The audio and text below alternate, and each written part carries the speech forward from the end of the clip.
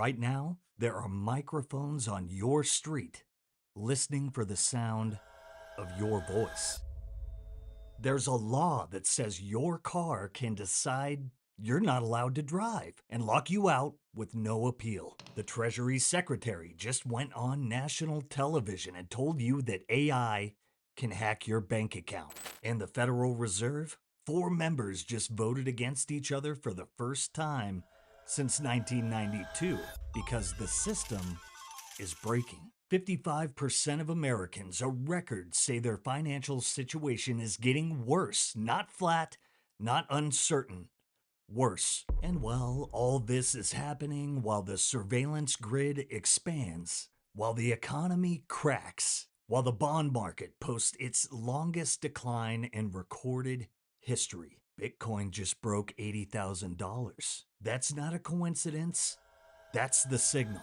Today, I'm going to show you 3 things converging right now that most people don't see. Why Bitcoin might be the only exit from what's being built around us. And by the end of this video, I'm going to show you what the Treasury Secretary accidentally revealed about how vulnerable your money really is. Stay till the end, because we got a big show today.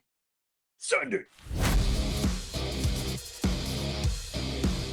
All right, let me paint you a picture of what's already been built. Not what's coming someday, not what's theoretically possible. What exists right now in your city, on your street. There's a company called Flock Safety. You've probably never heard of them. I hadn't either. But they operate in over 5,000 communities across 49 states. They perform 20 billion vehicle scans every single month. 20 billion. They started with license plate readers, then cameras, and in October 2025, they added something new, microphones. They call it Raven. The slogan, safety you can see and now hear. These microphones are positioned on city streets and they listen. Originally, Flock advertised that Raven could detect screaming. Then, after the Electronic Frontier Foundation called them out, they quietly changed their ad to say, quote, distress. But here's the thing the EFF warned about. These are high-powered microphones parked above densely populated city streets. They can pick up conversations, and Flock's network integrates directly with predictive policing platforms like Palantir. Let me say that again. A private company, not the government, a private company has microphones on your street that feed into AI policing software. No warrant, no oversight. In 49 states, Edward Snowden warned about this exact thing. When you think about the just distance and how quickly this is going, the ratio of computation to ingestion, this is going to be cheap enough computationally to put on chips. And so what happens when this is done on chip? You have a system on chip like a sock in your phone that handles video and whatnot. They already have these like AI cores that they're starting to put in things. When it's in every convenience store camera, right? When it is in every waiting room at the hospital, when it's at the entryway to the shopping mall, when it's above the checkout line, when you're buying a ticket at the movie theater, everything like this. And then all of these things can just every conversation that is happening around them, and they can do different voice identity. Like it won't know who you are initially, right? It just sees the voices. But then these things can begin to integrate, all right, we have speaker location. We have this many faces in the scene. We have this many voices in the scene. We can begin doing, this is the speaker, is this face. In November 2025, Snowden said, and I quote, every photo, every purchase, every message, every movement, all of it is being fed into algorithms that decide your future. He pointed to China's city brains, massive AI networks that track everything. Where you live, who you visit, what you buy, where you go, how you dispose of your trash. 600 million cameras running facial recognition, gait analysis, geofencing. And Snowden's point was simple.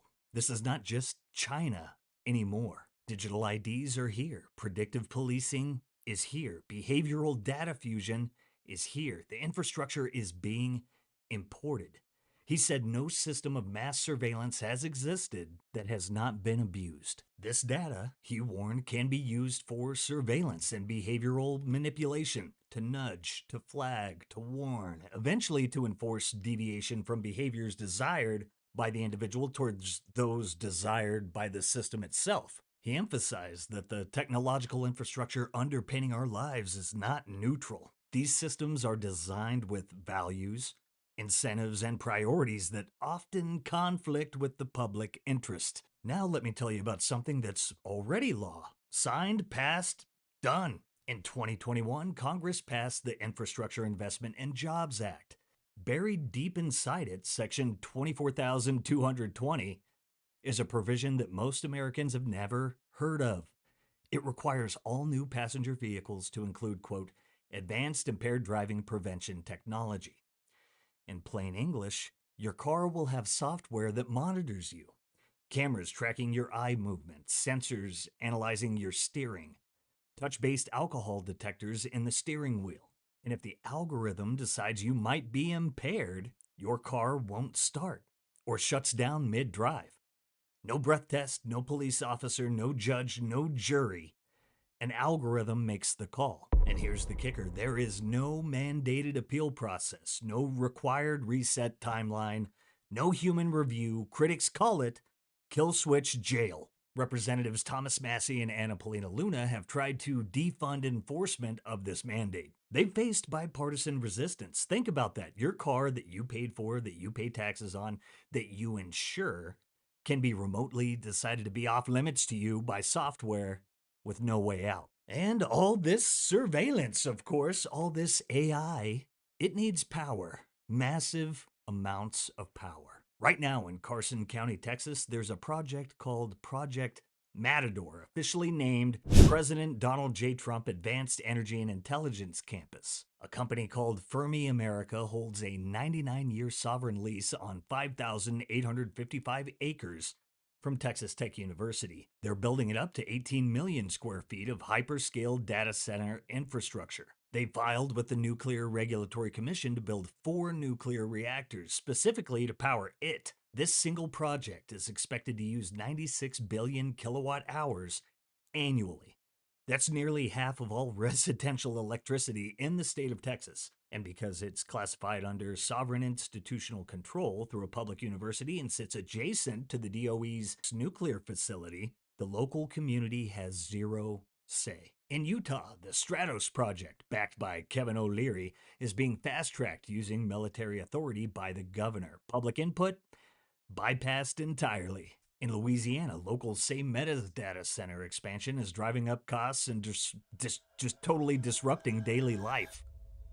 This is the infrastructure of the surveillance state. It's not theoretical, it's under construction. Nuclear reactors are being built to power it, and the communities it sits in can't even stop it. You know, you called a meeting. Some people said it was an emergency meeting to talk about the banks and AI after a breach of Anthropic. What can you tell us about this issue? Is this a systemic issue? Should we be worried about AI hacking our bank accounts? You should, Maria. And the U.S. government has gotten involved. The AI companies, they are working with us. What we've had in the past month was a step change in the power of one large language model, but we're going to see it from the other AI companies. And it's important, Maria, that the U.S. stays ahead here. Imagine if China or some non-state actor were ahead of us. So what we are determined to do is work with our AI companies to allow them to continue innovate, but our charge of the U.S. government is maintaining safety. And there is a very important calculus here between innovation and safety. And at the U.S. government, we're going to make sure that things stay safe. Chair Powell and I called the bank executives into town. It was a little less dramatic than it seemed at the time because they were already in D.C., so we got them in person rather than convening a call later in the week. And the banks are working on their resiliency, and the U.S. government is working side by side with everyone. And again, very, very important for the U.S. to continue to dominate here, set the global standard, and maintain our lead. Now, remember, I said the Treasury Secretary accidentally revealed something.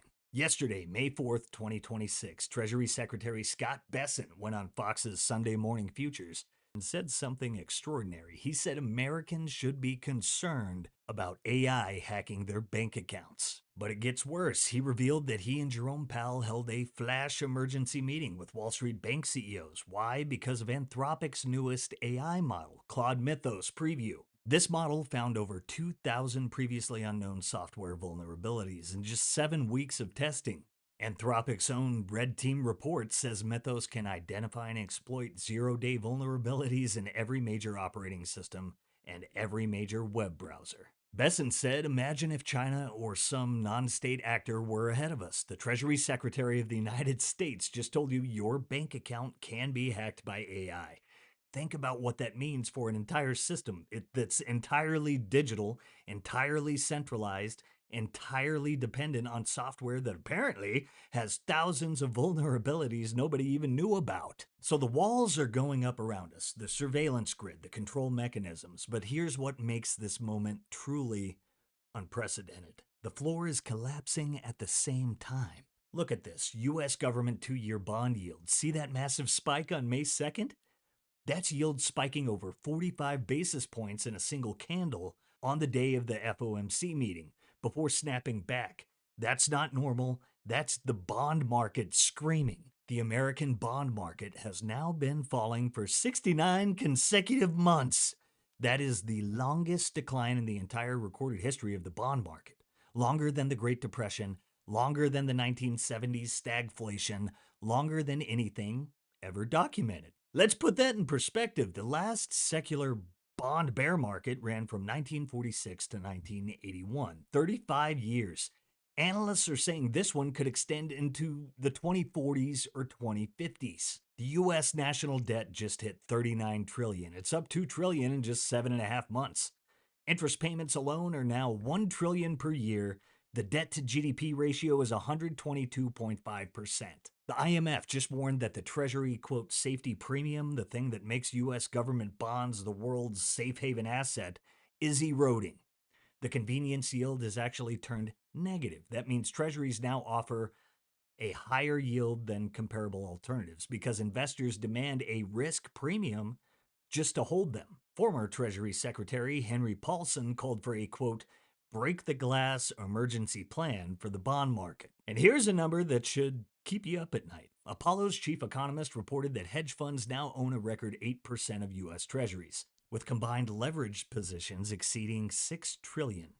If those positions unwind, quote, shockwaves through global fixed income markets, the risk-free asset is not risk-free anymore. And the institution that's supposed to manage all this, it's at war with itself. On April 29th, the Federal Reserve held rates at 3.5 to 3.75%. No surprise there. But what happened inside that meeting was historic. 4 policymakers dissented.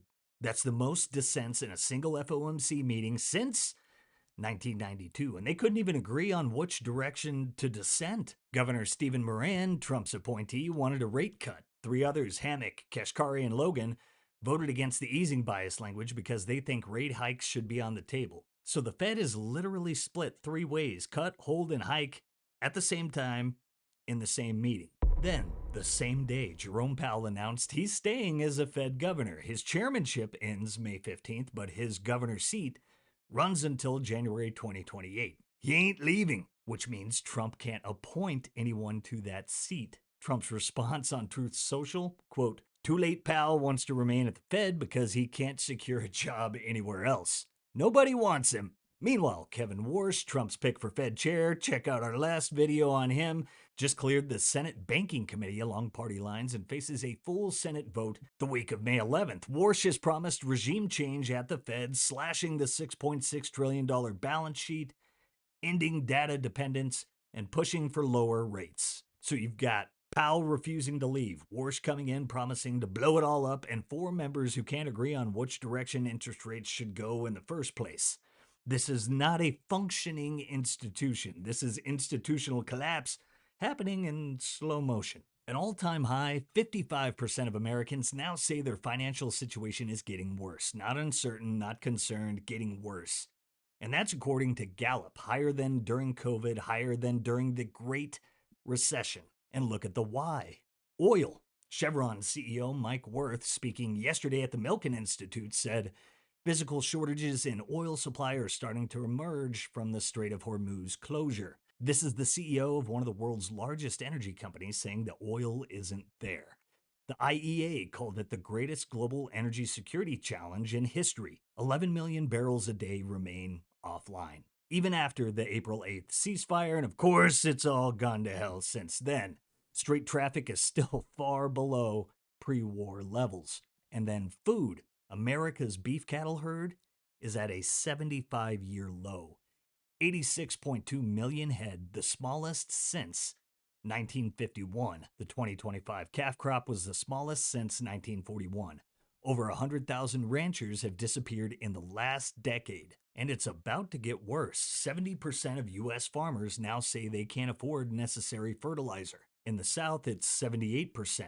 Urea prices are up 47% since February. Why? Because fertilizers come from natural gas, and the Strait of Hormuz disrupted a massive chunk of global LNG supply. Iran hit Qatar's Ras Laffan complex and knocked 17% of their LNG capacity offline for estimated 3 to 5 years. Follow the chain. War disrupts the strait. LNG supply collapses. Natural gas prices spike. Fertilizer costs surge 47%. 70% of farmers can't afford it. Crop yields drop. Food prices rise, and 55% of Americans already say they can't keep up. That's the chain, from a war in the Middle East to your grocery bill. And supply chains. New York Fed President Williams said that supply chain disruptions now echo the severe shortages and supply disruptions that the world economy experienced in 2021 during the pandemic. He said, quote, "The future is difficult to see." That's putting it mildly. So let me summarize where we are. The bond market, broken. 69 months of decline, longest ever. The Fed fracturing, 4 cents, split 3 ways. Oil running out, physical shortages emerging. Food, cattle herd at 75-year low, farmers can't afford fertilizer. Supply chains are breaking again. Fed comparing it to 2021, and 55% of Americans saying it's just getting worse. You know, the Clash wrote a song in 1979 called London Calling. It was about societal collapse, nuclear meltdown, the ice age, the end of things as you knew them. Kind of wrote my own version. Yesterday I'm calling it Weimar Calling.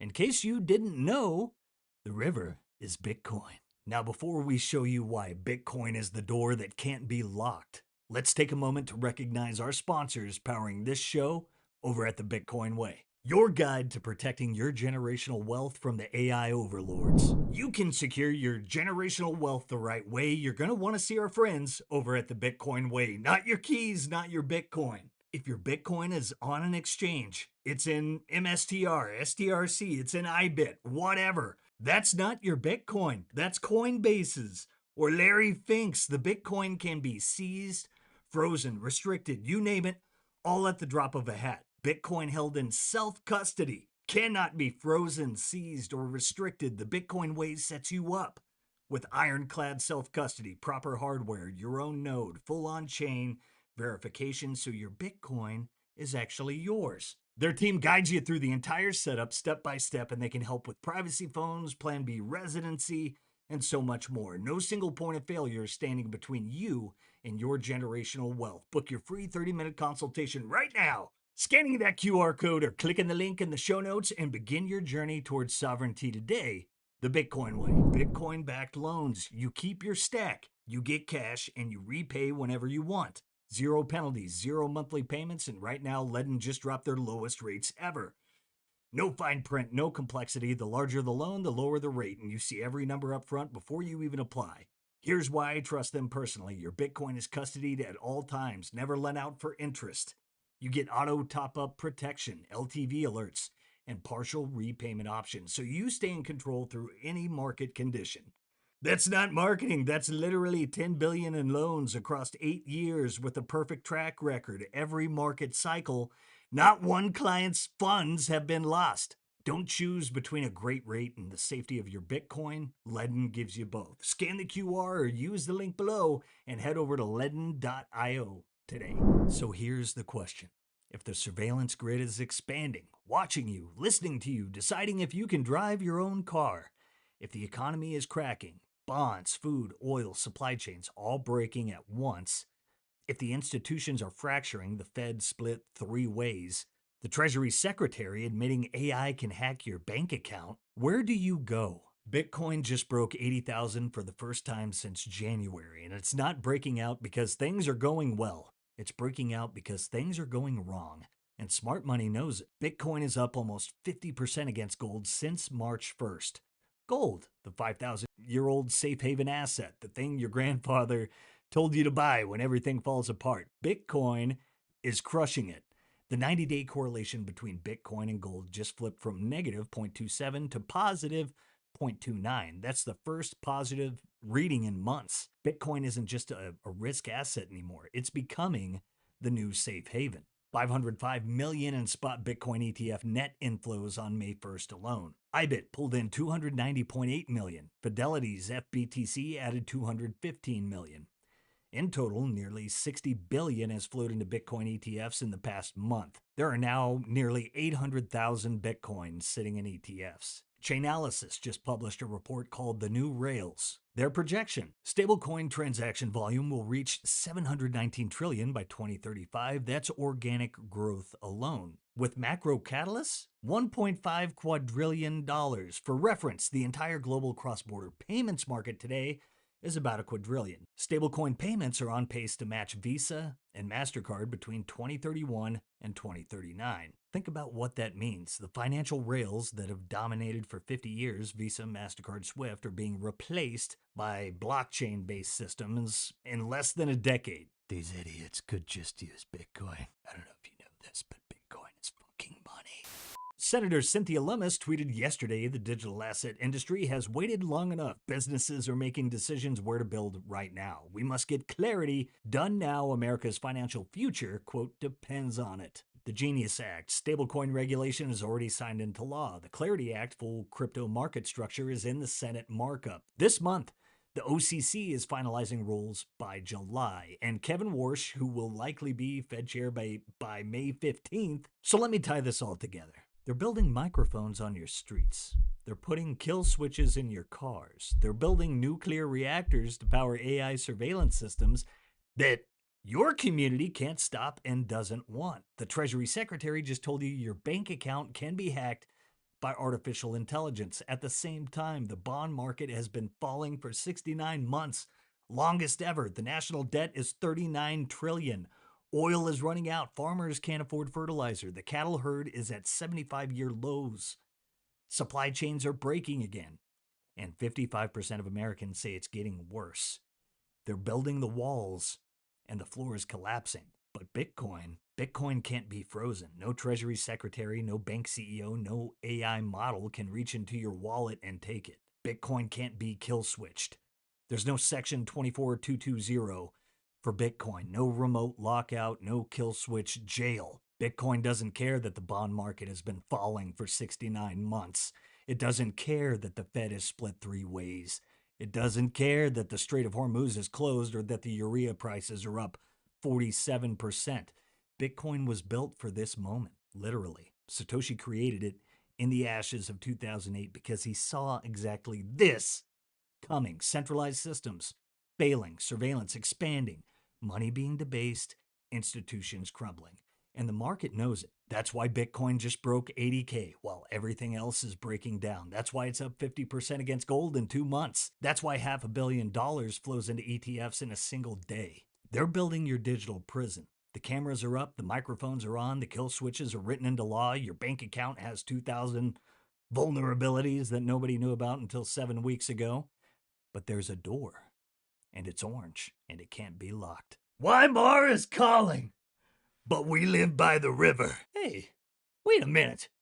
Look at our likes. 3 or 4 times, maybe. I gotta pump those numbers up. Those are rookie numbers in this racket. Oh, and if you're serious about Bitcoin mining, there's one event you need to be at this summer. Mining Disrupt 2026, Miami, July 21st through the 23rd. This is the conference for miners, hardware makers, energy companies, and anyone building real Bitcoin infrastructure. Keynotes, panels, massive expo floor. The deals that shape this industry happen here. Use promo code SimplyBitcoin for 20% off your tickets at miningdisrupt.com, and we'll see you in Miami. Pay the like toll if you got value from today's show. Give us a pamp, spread the sound money gospel, and let us know what you think of all this down below. These are mad times we're living in. Mad times. But we were put here for a reason. I love you guys. Catch you next time. Peace. If you prefer to go down with the ship, you.